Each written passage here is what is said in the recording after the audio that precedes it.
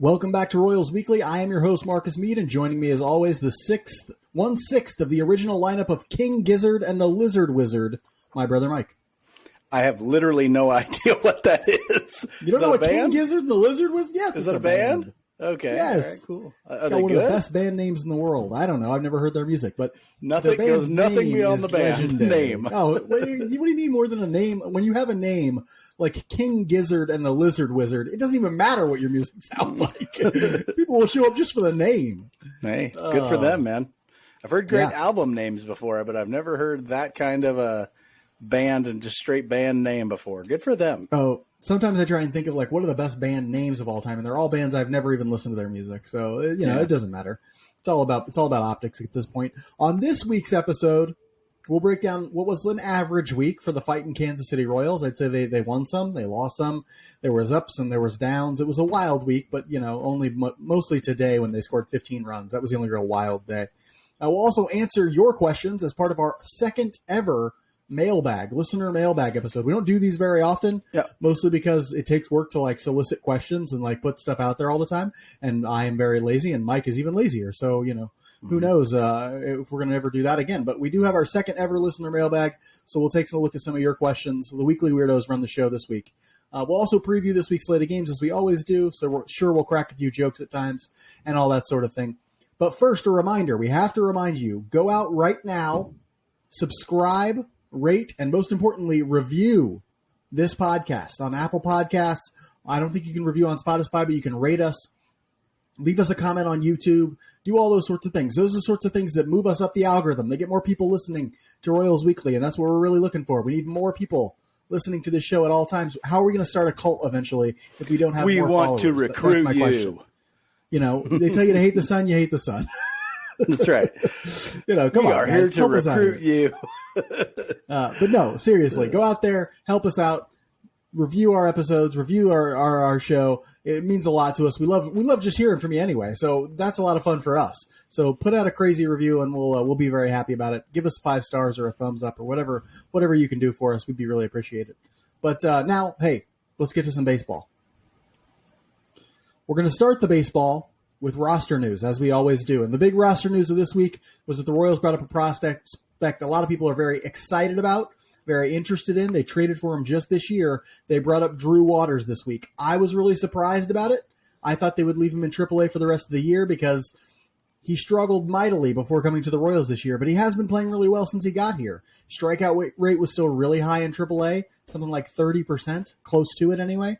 And so you wonder, what's that going to translate into the major leagues? He's done okay so far, looks really good in the outfield, has been hit or miss a little bit at the plate, but has come up with some big hits. What do you think about the move to bring Drew Waters up now instead of waiting, say, until the beginning of next year? I was against it. I would have left him down there for the rest of this year as well, because the amount of time this year that he has experienced success is much less than the time that he has struggled. And so I would have liked to have seen him build confidence, see more AAA pitching to maybe reduce that strikeout rate a little bit, to hone in that approach. But it's been exciting to watch him at times. Today was a really good day for him. But other than, he'll have days when he's striking out, swinging at stuff that you really don't want him to.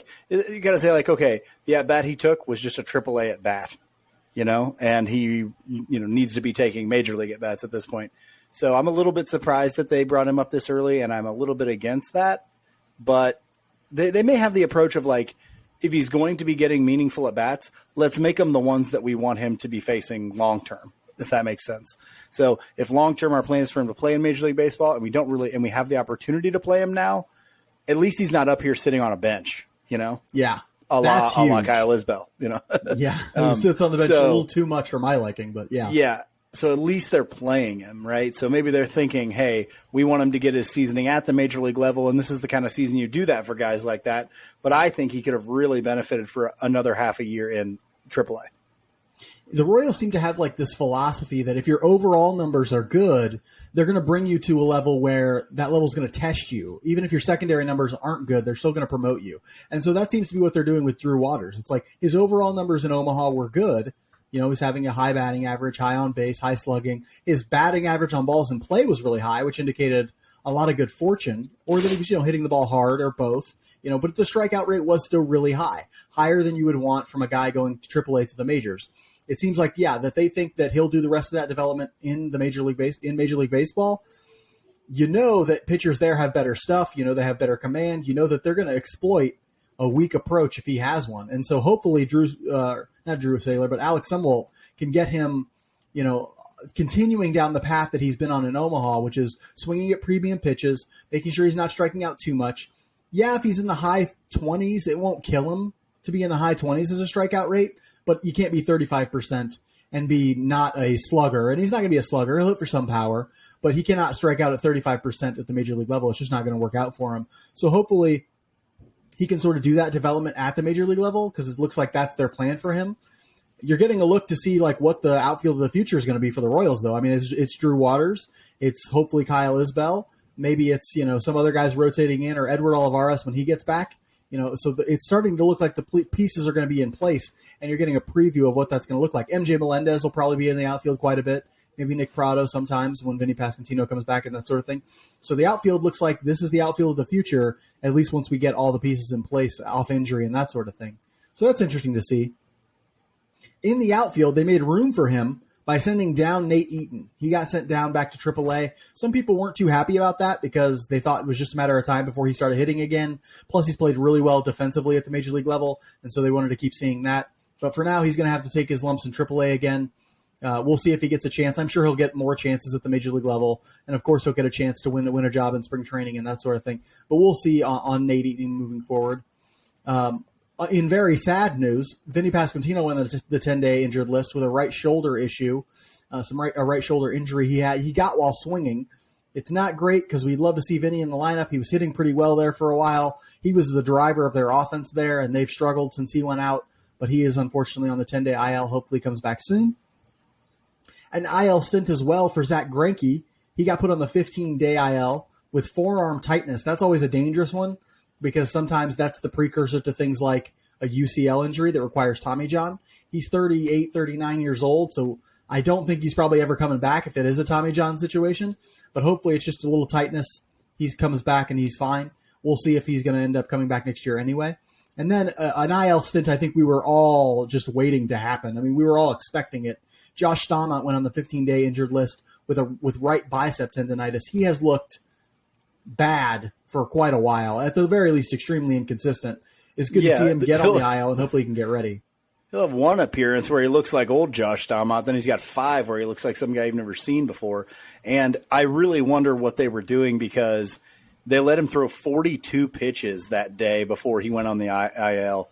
And I'm wondering if they didn't go, he's going on the IL either way, let's just throw him out there. Or, Josh, like, we know you're not feeling right or whatever. We're going to go out there and we're going to throw you a bunch tonight and just see what happens. And a little conspiracy theory in here. I like it. Get your tinfoil hats out, people. It's the most pitches he's ever thrown in the game, and nobody will ever go, well, you know what Josh Staumont is? A multi-inning reliever. No. Everybody with eyes was ever like, said that.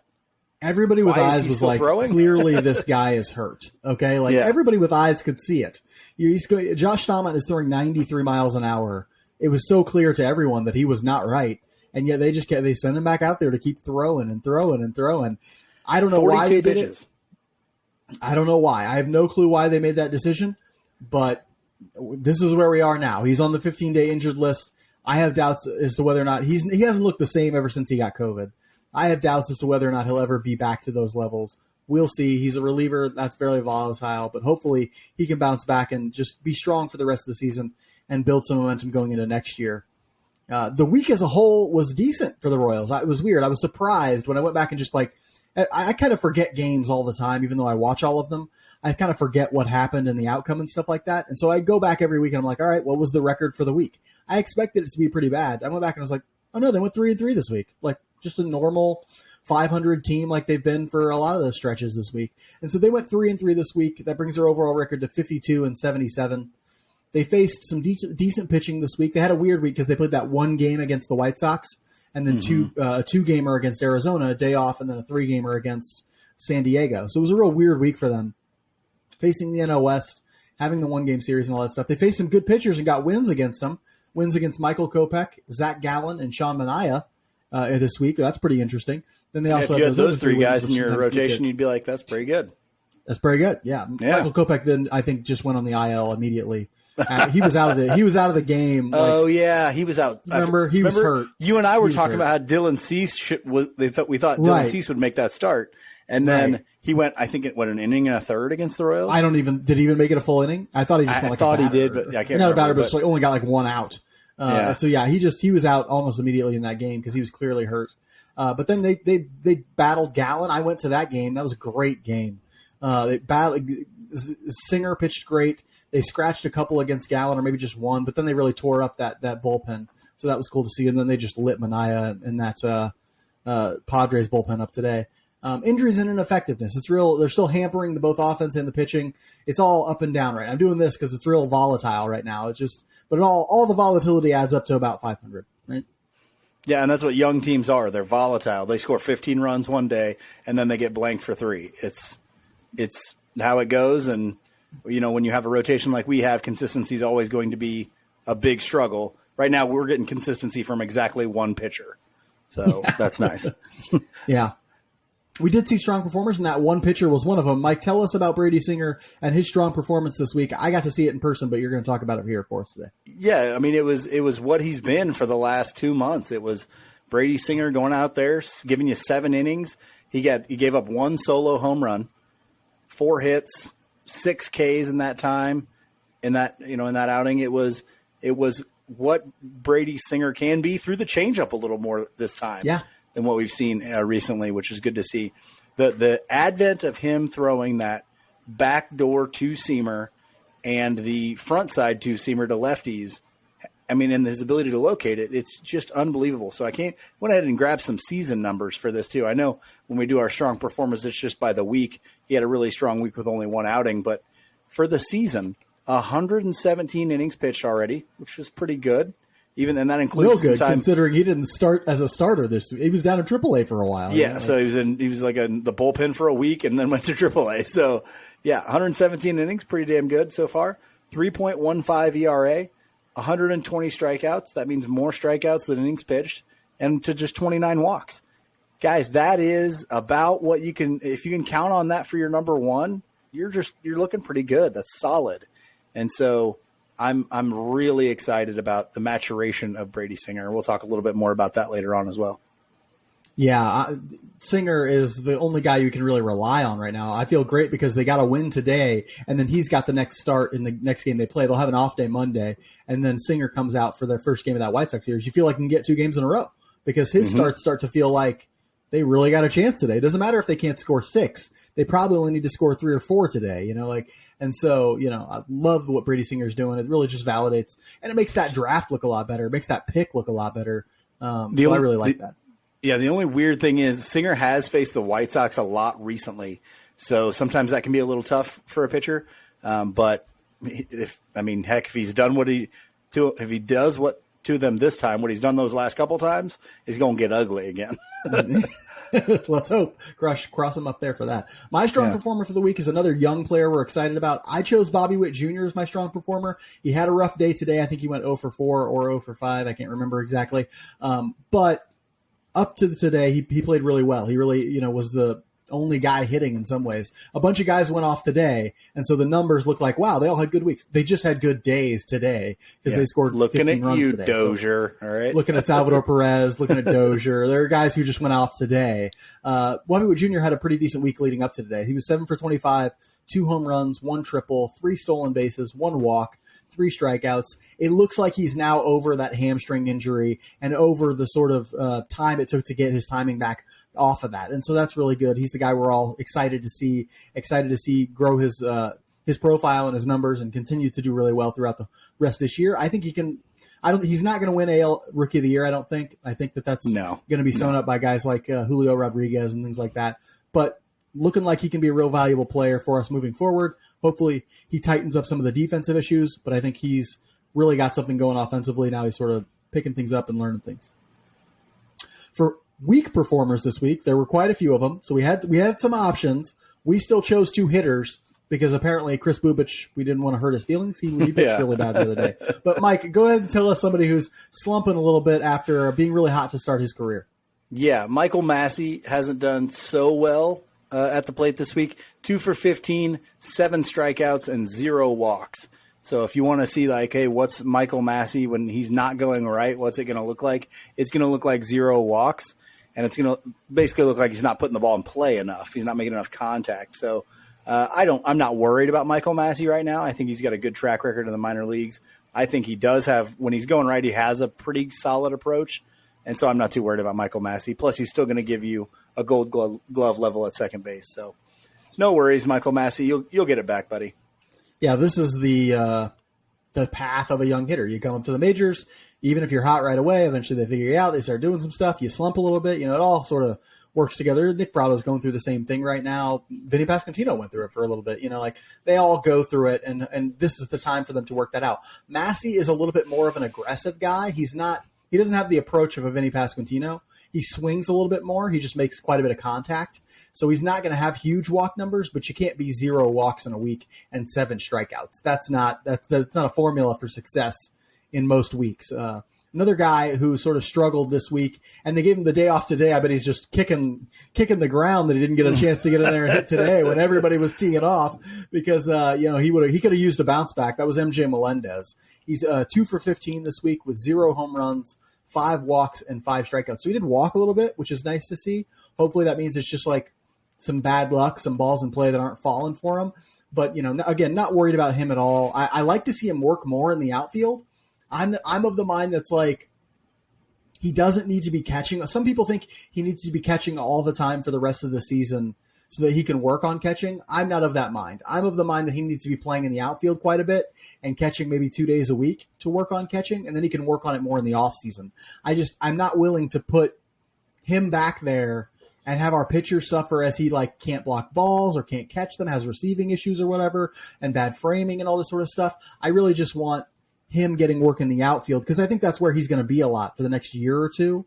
Become a better left fielder, become a better right fielder, and then eventually in 2 or 3 years, if your catching has gotten better, maybe then you become our number one when Salvador Perez is ready to transition to DHing full time. You know what I'm saying? Yeah, and I agree with that. Because of the struggles he's had in the outfield, I feel like that needs to be where we focus on him moving forward.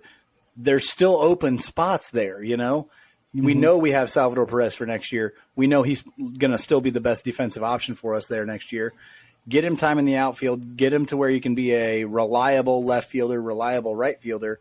And then, like you said, give him those opportunities to continue working. It may come to a situation where he doesn't become your full-time catcher until there's robot umps, and then bam, you've just solved one of his largest problems. So yeah, you have. Boom. Yeah, I think that's the case. I think that's what I would do if I were them, and then make him a really good left fielder until then.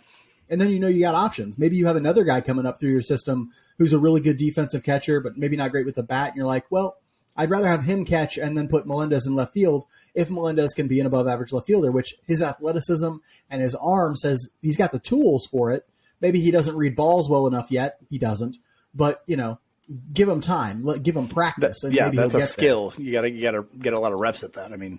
Exactly. And that actually leads perfectly into my theme for this week, because there's so much to learn, right? This last few weeks, we're all transitioning into Chiefs season. We're like, all right, though, it's been a hard slog watching this team this year. But you know what? This is actually a really interesting time because there is so much for them to learn. There's so much for the young hitters to learn, so much for the young pitchers to learn. Now's the time to get that learning done. For Melendez, it's playing the outfield. For Drew Waters, it's his approach at the plate.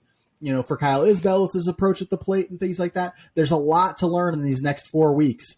I'm hoping that they're ready to start doing that learning because the next 4 weeks will determine how well they can get off to a start next year, if that makes sense. Yeah, and I'm interested to see guys like Nick Prado and how much contact he's making in this next month. And is Salvador Perez able to stay healthy for this last month? That's going to be really important. Really, that's my biggest thing.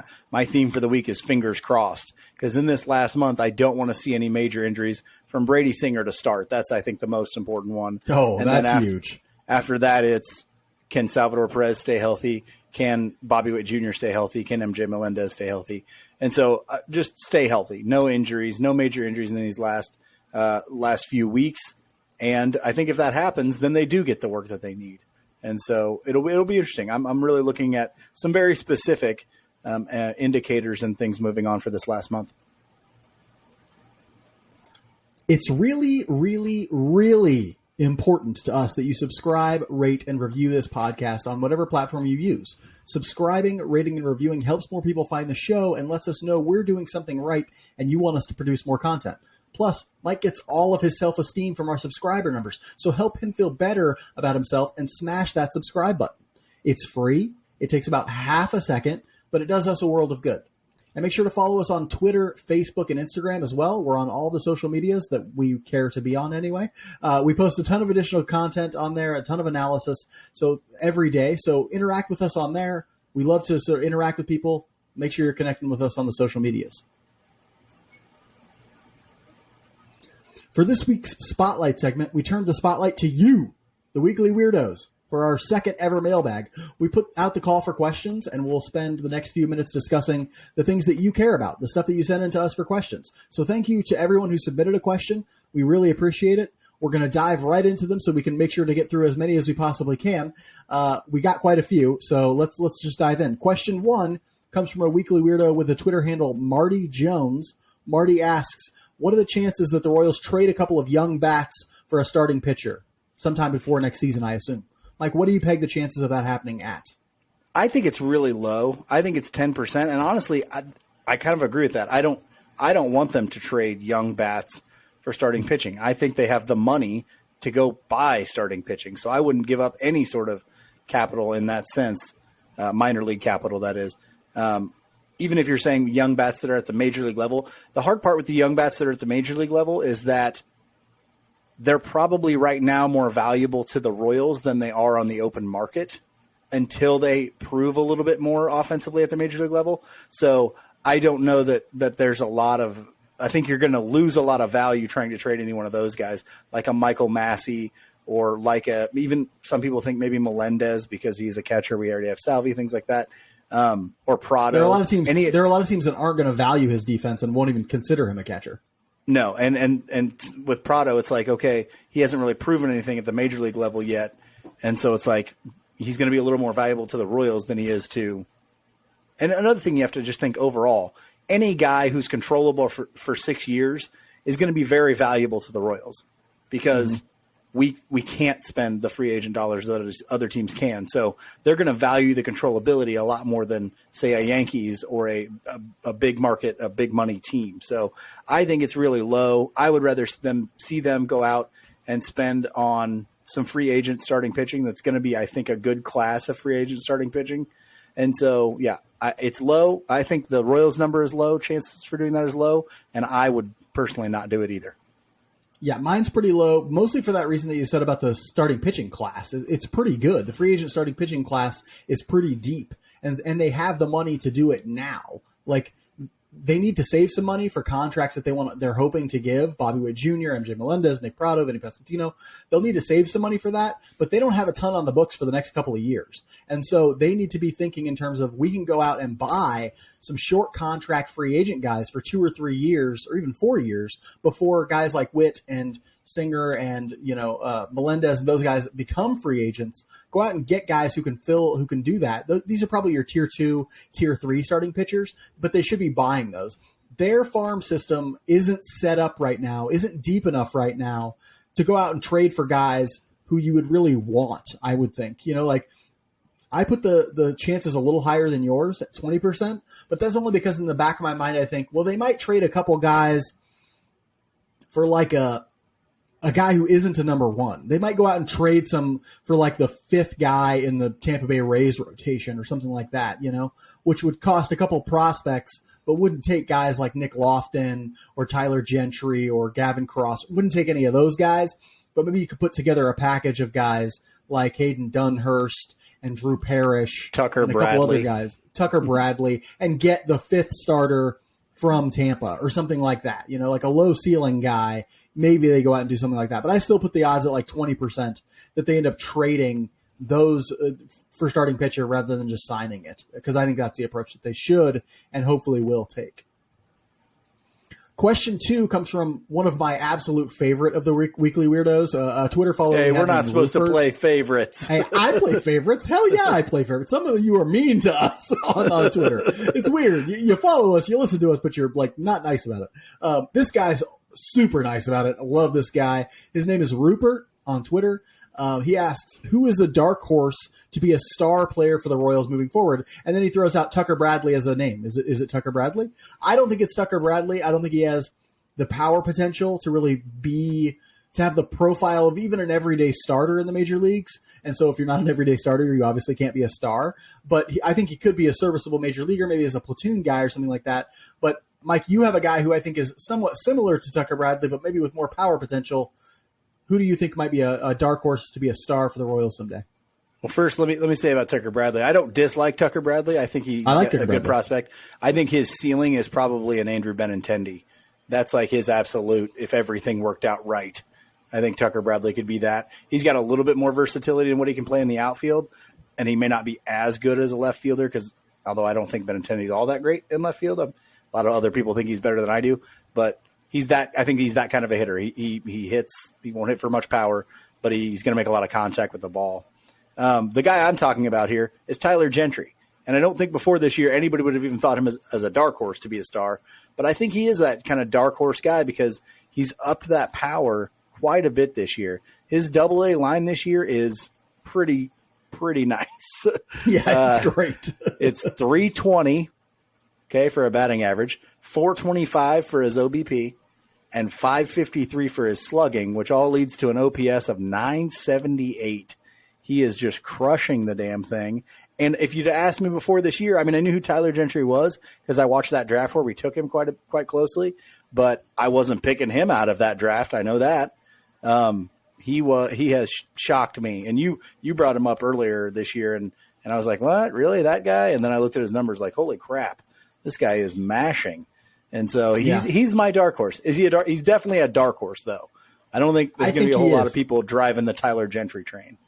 But. Right. If it is people who are driving the Tyler Gentry train, it'll be people who are like really in the know, like guys at Royals Farm Report and stuff like that. They might do it. I put him number 1 on my personal top 50 for the Royals, my midseason top 50 that I did for Royals Farm Report, because I'm very high on Tyler Gentry. Just number I think 1? I don't know why I haven't read that yet.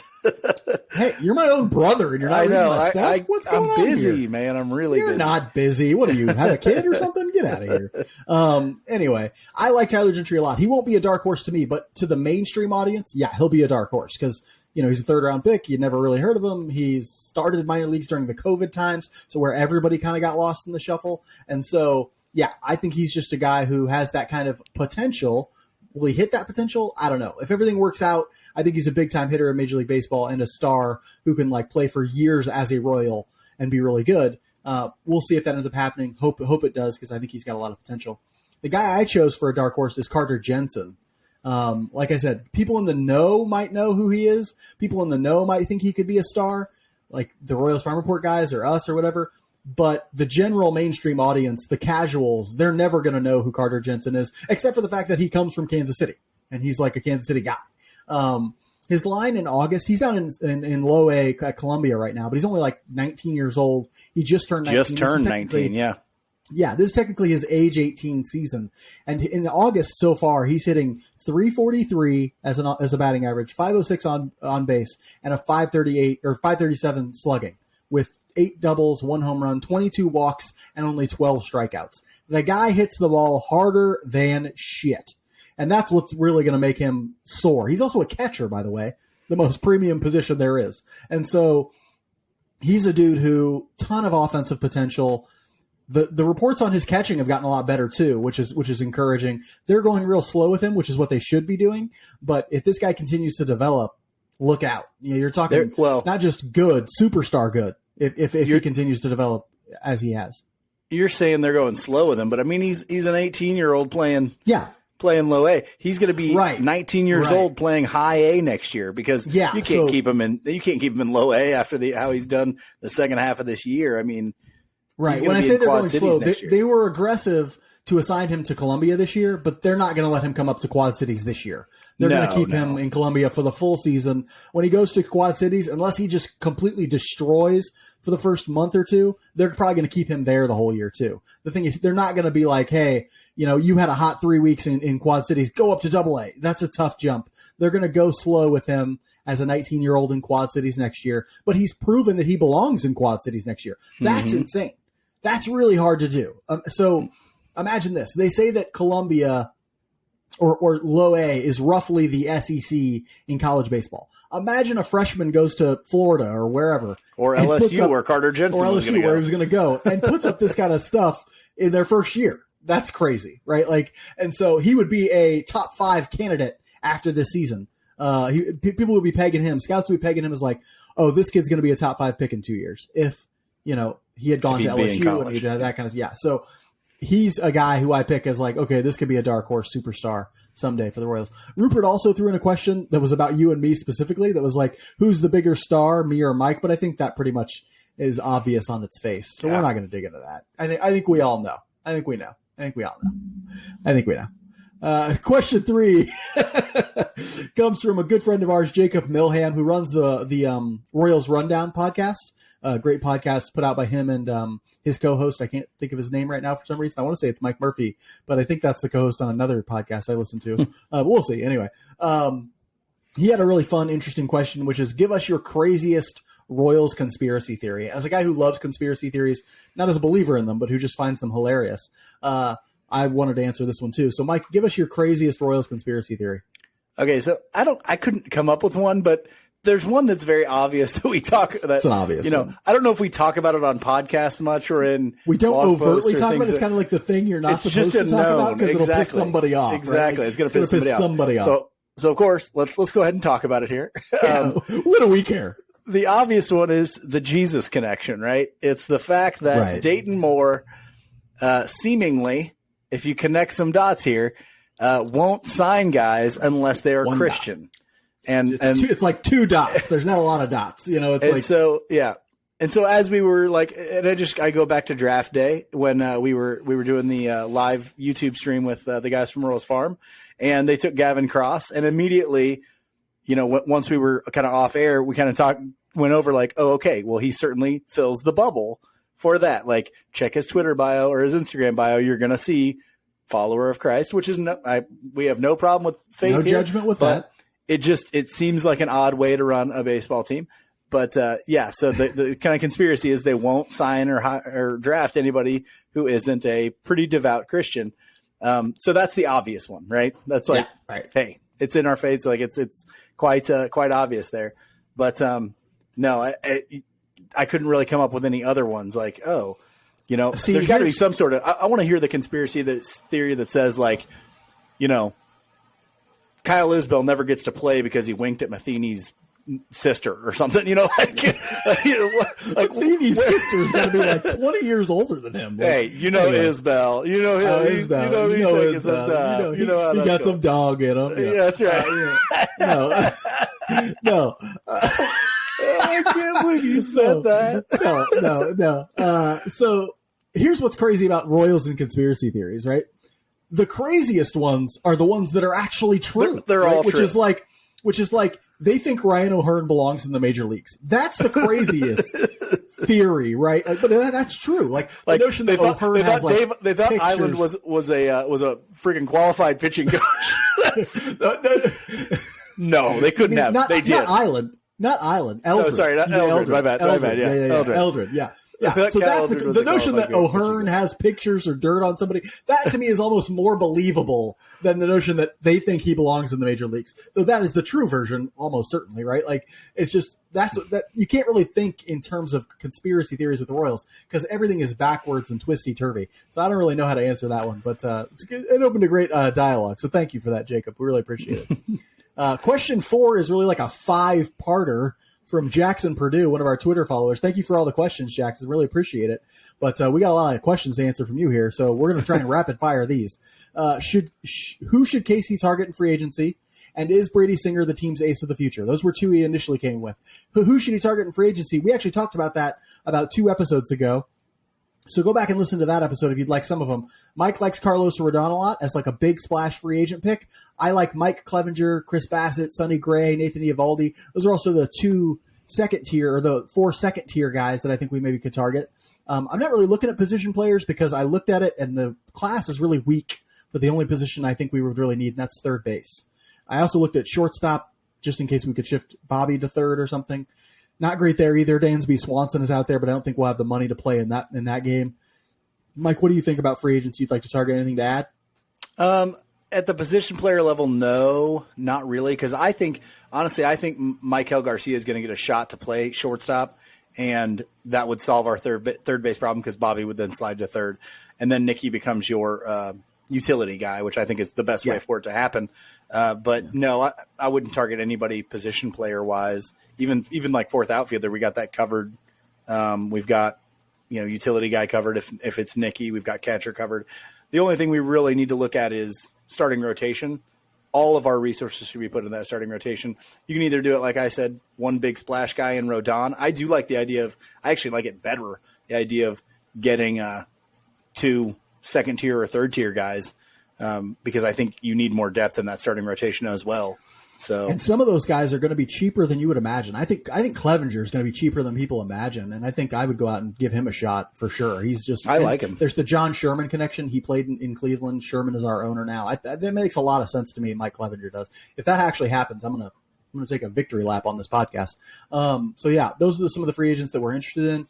Is Brady Singer the team's ace of the future? Mike and I both don't like the term ace very much. It's not very descriptive. I think Mike thinks there's only like a handful of those ace-type guys. Like 4, 5, maybe. 4 or 5 of those ace players that you would say are ace pitchers. I think he's the Royals' number 1 right now. Like, I think that's indisputable at this point. And I think he'll be the number 1 moving forward because I think he's found that consistency.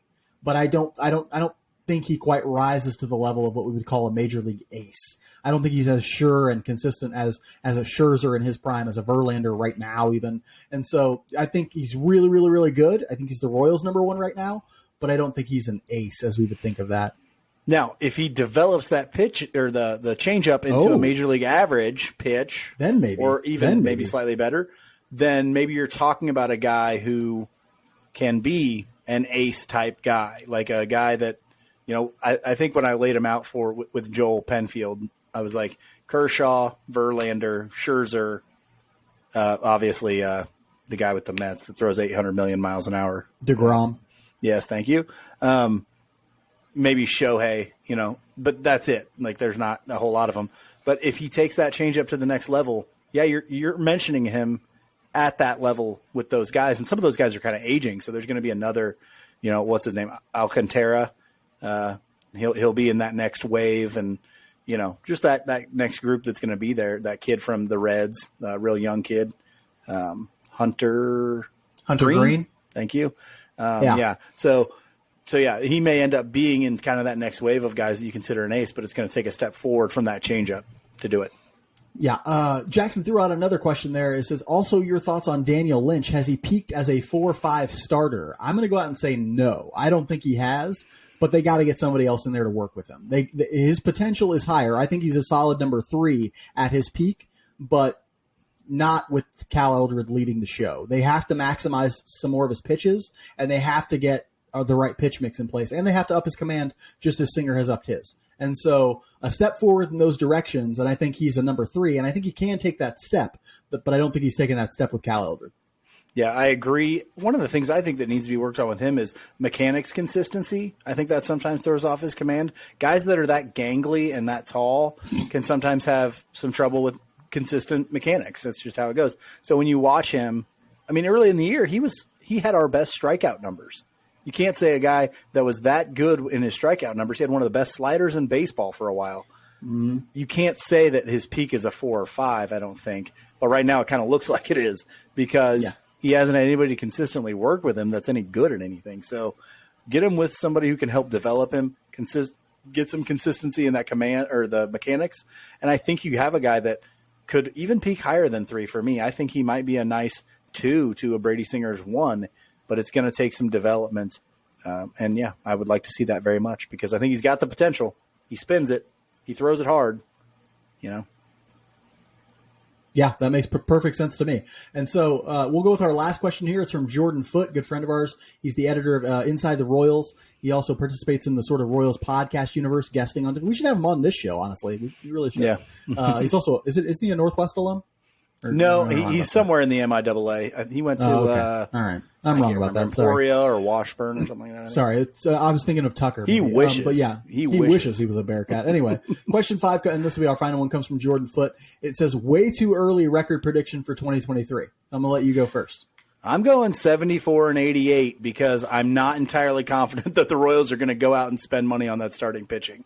I really, really hope they do. If they do that, if they go out and they get 2 solid, proven pitchers that you feel like can stay healthy, I think you can throw this number in the trash. But 74-88 is where I think it's going to end up because I don't see them doing that. And so, yeah, that's where it's going to end up being. I think we do see the offense take a step forward next year, but I could see a scenario where the starting pitching is the same pretty much as it is right now. So, the bullpen, you never know with the bullpen, but it's been bad, and I don't really see an avenue for it getting any better either. And you look in the minors, it doesn't really, other than maybe Nathan Webb, other than that, I don't know that there's a guy who's even close to ready in the bullpen that's going to make a difference.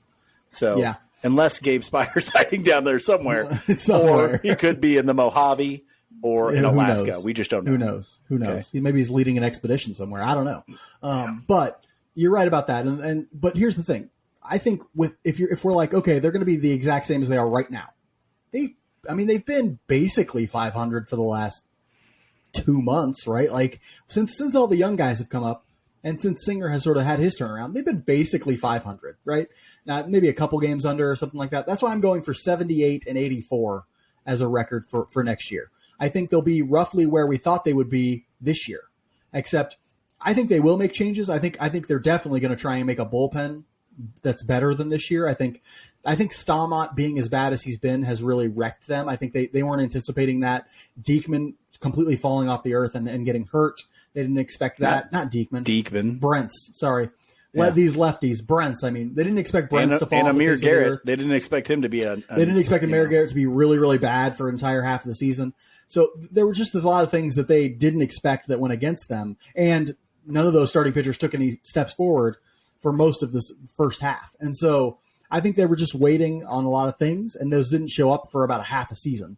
And then the bullpen's just been a lot worse than they expected. I think they will go out and do some things to try and shore up the bullpen. It'll be mostly reclamation projects, guys they can get off the scrap heap, but even that I think will be somewhat better than what they've got going on right now. And so I'm going 78-84 as my record for 2023. I think if that happens, we'll say, hey, they're taking at least a small step forward. After an off day on Monday, the Royals hit the road for some division play against the chronically disappointing Chicago White Sox. We've been kicking their ass lately, by the way. They've been kicking their own ass lately and the whole season. They're like 2 games under 500. They're terrible. Anyway, keep hanging in there with La Russa. He's got the answers. And then after we take on them on for 3 games, we'll take on a Tigers team that looks like they're rebuilding their rebuild, if that makes sense. They're like, this rebuild isn't working. Starting over again. And so that's the Detroit Tigers. We'll head there after we face the White Sox. Mike, tell us about the Sox, a team it seems like we play every other day. I know. We've played them so much in the last month and a half or 2 months. They are 63-65. One of the largest disappointments in baseball, probably. 3rd in the AL Central. They are 6 games back from a wild card even at this point. They have so much talent and a guy that is battling for a Cy Young, and it's just not been good. Tuesday, we'll get Singer versus Lucas Giolito, who's been one of the biggest disappointments in their starting rotation. 28-year-old righty. He's got a 5.14 ERA. This is a guy who was battling for a Cy Young a couple of years ago. 1.5 whip. A fastball that's 93, a changeup that used to be top level, but he doesn't like to throw anymore, a slider, and a curveball. His velocity's down a little bit, but he's had some bad luck. His expected batting average against is much lower than his batting average against. But, yeah, he's been hit up, and the Royals have been able to touch him up a little bit too. In that second game, it'll be Chris Bubich versus Lance Lynn. Lance Lynn, the 35-year-old right-hander, has a 5 ERA with a 1.19 whip. Doesn't throw nearly as hard as he used to at about 93 for his fastball. He also has the cutter, curveball, slider, and change. More than 80% of the time he's throwing fastball or cutter. And in the third game, we don't have a Royals pitcher yet for that one, but it looks like they're going against Johnny Cueto, who's another interesting dude who's going to be in this free agent class coming up. It doesn't seem like he ever ages. He's 36 years old, right-handed pitcher, but he's got a 2.98 ERA and a 1.17 WHIP. Throwing in the low 90s at this point, but changeup, slider, cutter. His the lowest K percentage of his career because he's getting old, but he still gets it done. To be honest with you, so like if you get say a top of that second tier and you're looking for another guy to throw you innings, Johnny Cueto's still out there, so he's an interesting guy in my mind. And there's a good chance you could maybe get him for just a 1-year deal. Like if Greinke decides to hang him up, he could be your Greinke of 2023. Except he might be even better. His strikeout rate's only like 15% right now, but hey, he's getting it done to some degree. And then put him in Kauffman Stadium, it's going to be even better. So we'll see. We'll see on Cueto. He could be a real cheap 1-year option. After the White Sox, they're going to head to Detroit, which get healthy, boys. Get whole. Go out there and just run roughshod over them. They're terrible, and you get 3 games against them, so take advantage. They are last in the AL Central. This is what would happen if a dumpster fire swallowed a shit sandwich shop, I think. Like, if there were such a thing, it's just awful in Detroit right now. So bad. And now they're talking about dealing some of the only guys who have been good for them. I know. This is what I'm talking about. Like, rebuild, start it all over again. They mentioned trading Scooble. I know. And he's like the only – and he's on the 60-day right now, but he's like one of the only pitchers they have who's effective. And should be coming off soon, but – yeah, he's got time to get back. But the lineup is atrocious. They have one guy with an OPS plus over 100. That's Victor Reyes, and he's got a 102 OPS plus. Spencer Torkelson, their big-time prospect, has been really bad so far this year. Riley Green, their other big prospect, has been decent. You think he's got a 98 OPS plus, but it's just been bad up and down the lineup. The ghost of Miguel Cabrera is still playing, but he's out there just running it out every day. I think he's got an 84 OPS plus. Just their fealty to him is not helping their team. Their rotation is very injured, and the guys who were injured were their only decent ones, so they're very ineffective as well. It's Tariq Skubal and Bo Brisky who are on the 60-day injured list. Skubal had like an ERA under 3 when he went on it. Brisky had a low 4 ERA. That's decent. So they're just wrecked by injury and ineffectiveness. Not even interested in winning right now. It's a real, real sad thing. So let's go in there and crush them.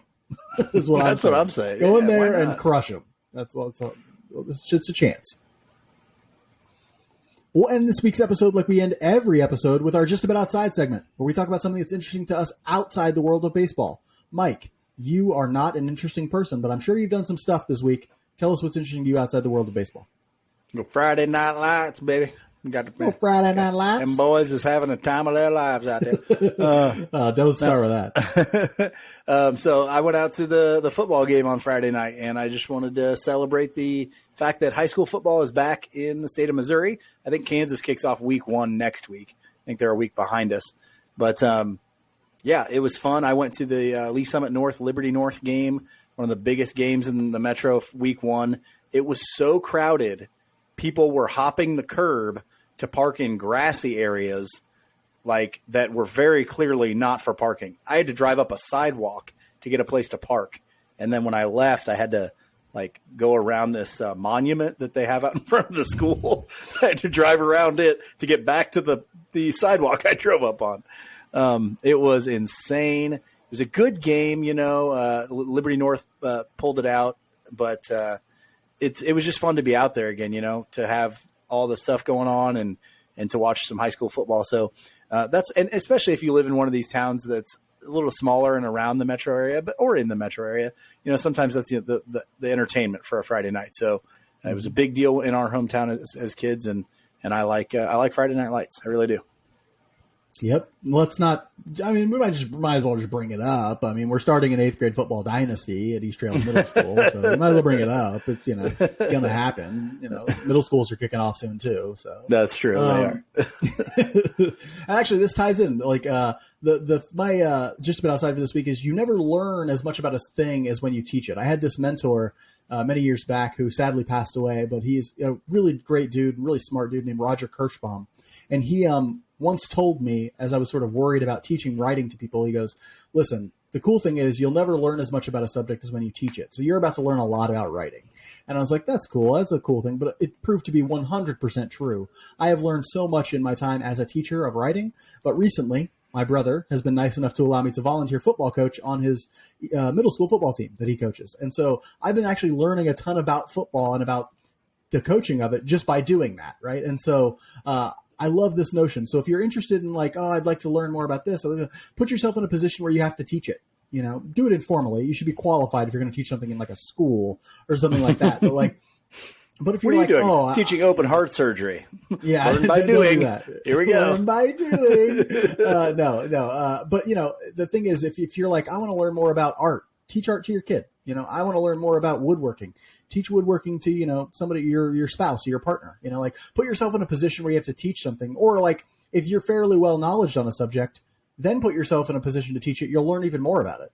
You know, it's one of those things that teaching forces us to sort of think more about the thing and think about how we communicate about the thing. And that just puts us in a great position to learn more. And it's one of those things that if I had never become a teacher, I wouldn't know nearly as much as I do about language and writing and arguments and things like that. And so I highly encourage you to put yourself in those positions, or while you're teaching, maybe just think about how much you're learning as part of that process. I think that's something with that as well. When I first started teaching middle school, I had to teach an ancient world history class, and I hadn't taken world history classes since like my freshman and sophomore year of college.